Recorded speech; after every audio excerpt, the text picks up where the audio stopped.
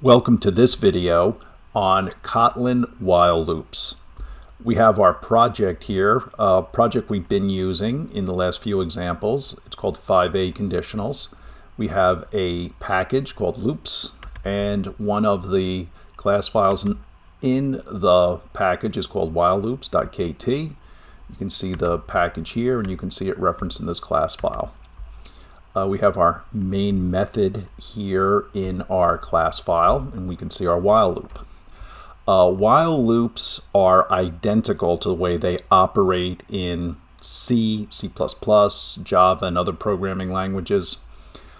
We have a while with an expression, and then we have a code block. The code block is typically defined by the curly braces.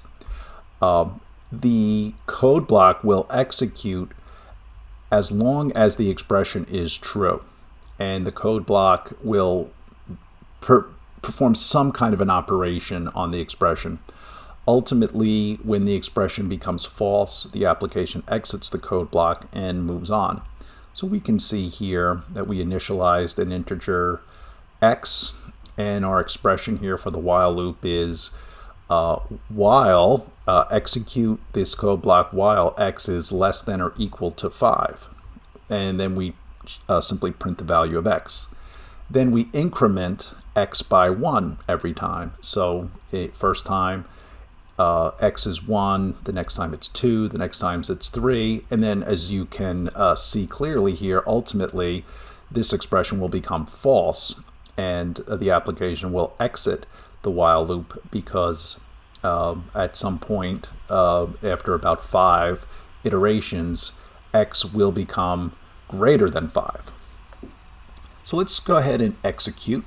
What I'll do is I'll come over back to our project, right click here on the class file and run, and we can see here exactly what we discussed. X was 1, then it was incremented to 2, then incremented to 3 in output, incremented to 4 in output, incremented to 5.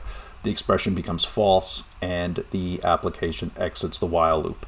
One thing about a while loop, though, if the expression in the while is never true, the code block will never execute. So that's one thing to keep in mind. If you do need it to execute at some point, there is a different looping structure that we can use, which we will talk about shortly. Thank you for watching this video on Kotlin while loops, and in the next video we are going to continue to discuss looping.